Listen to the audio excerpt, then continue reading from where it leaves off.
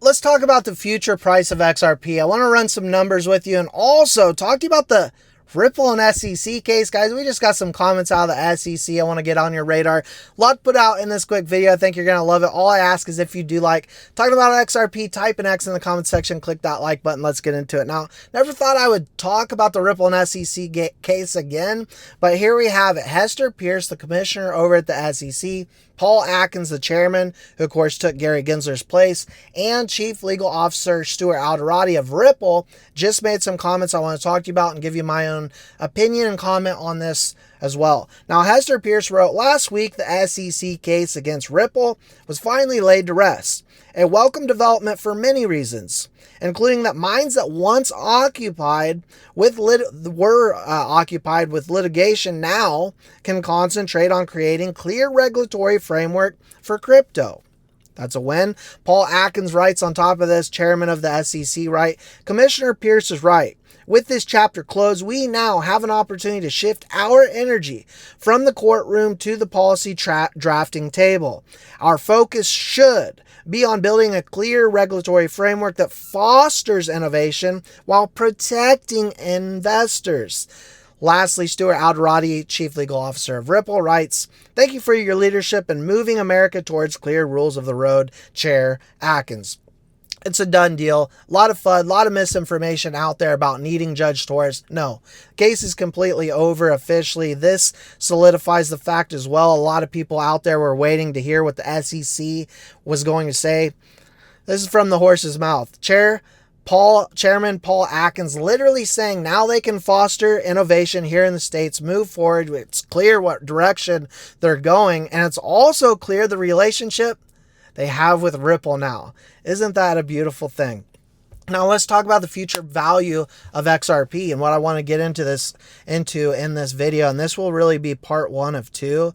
I told you guys in the last video that I was have been putting something together on this because I do not believe that talking about a high value for XRP or where the price of XRP is going can be simply summed up in just one case scenario. There's a lot going on here. When we take a look at the demand that is going to come to this market, what's coming for stable coins, what is coming in terms of XRP capturing a large sum of SWIFT volume, along with that a liquidity crisis, along with that a price set based off what Ripple and financial institutions went to the table and discussing in the negotiation stage. Now, I want to go all the way back to 2011, May 27th, where Jed McCaleb, one of the co-founders, right, was talking about building a better Bitcoin. And I don't like really comparing XRP to Bitcoin because XRP is XRP, Bitcoin's Bitcoin. Bitcoin's a store of value. XRP is a store of value and many other things. It's a better Bitcoin.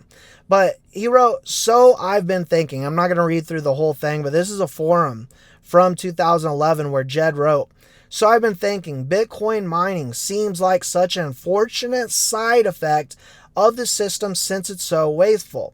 It will be a bit obscene how much will be spent mining if the network ever gets large.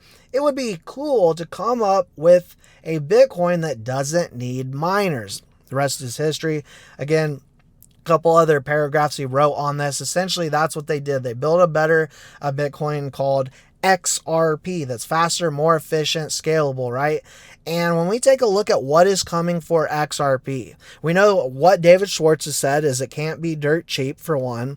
We also know that the negotiations with well over 1,700. We've talked many times about the 1,700 NDAs. That was years ago when we learned about that in those court documents. We've got way more NDAs at this point in time.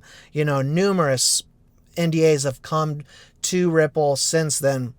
We take a look at what's coming with that and the negotiations that happened there, as we know that they had to have talked about price because of two things, liquidity and volatility. You cannot have too much volatility when moving large sums of liquidity, when we're talking about billions and billions in transactions happening all day, every day. We know Ripple CEO Brad Garlinghouse said that he believes they'll capture about 14% in the coming years of SWIFT. We're talking about a massive amount of volume. coming to XRP, and this is one case scenario. Now, would we take a look at cross-border payments and what's projected to come to that as we really just completely shift and change the system as we know it, integrating cryptocurrencies in this system? We're talking about tens of trillions. Now, ArchX here today. So now, by the way, we have stablecoins, we have cross-border payments, we have RWAs, several different factors here, bringing volume, bringing capital, liquidity to the XRPL. Well, ArchX here today wrote, meet XRP, the native token of the XRPL. XRP is designed to enable cost-efficient cross-border payments and liquidity. That's a big one here. Last year, the CEO, Graham Rodford, talked in 2024 about how even this year, 2025 Q4, he believes we could see 30 to 50 trillion moving on the XRPL. Now, we're getting pretty close to, needing to see that number if it's actually going to happen this year. But the point here is that these institutions, some of the biggest and best out there, is ArchX was UK's first regulated RWA exchange. These CEOs know exactly what is coming to the XRPL. So when they tell us we need to listen. Along with that, a lot of theories out there about a liquidity crisis and what could really spur this whole thing into action. But we have to understand a lot of things are being said and done behind the scenes that we simply are never going to be able to hear. But we do know these institutions are going all in. We do know the projections. We do know tens of trillions are coming for cross-border payments. We've got trillions coming for stable coins, and we take a look at the tokenization of everything. XRP right now is slated to be in the middle of it all because of the connections we have with, or XRP and Ripple has with, these institutions. And so projections and numbers, those are the type of things that we really need to dig deep in. And again, this is part one of part two. When we take a look at the future price of XRP and understanding that it cannot be cheap. And so I know that in this community, we've got both beginners and experts, what I would consider experts that have been in XRP for several years, watch the cryptocurrency market every single day, trade, understand, blockchain from a deeper sense. But together, collectively, we can help each other in understanding that, at least this is what I believe, that retail can drive the price of XRP up so much, but not to a high value that is coming for XRP. Retail can bring it to $5, $10.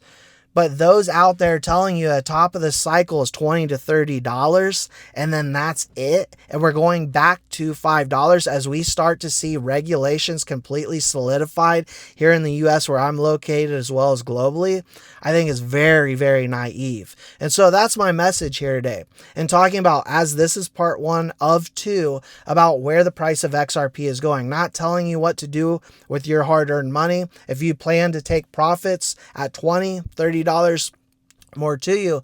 But again, understanding the ability to move your capital around, to use it for lending options, and the ability to create further wealth, and knowing where the price of XRP is truly going and what it was designed to do from the get-go. Those are my thoughts, my opinions. Appreciate you all. Let me know your comments in the comment section below, and we will see you all in the next one.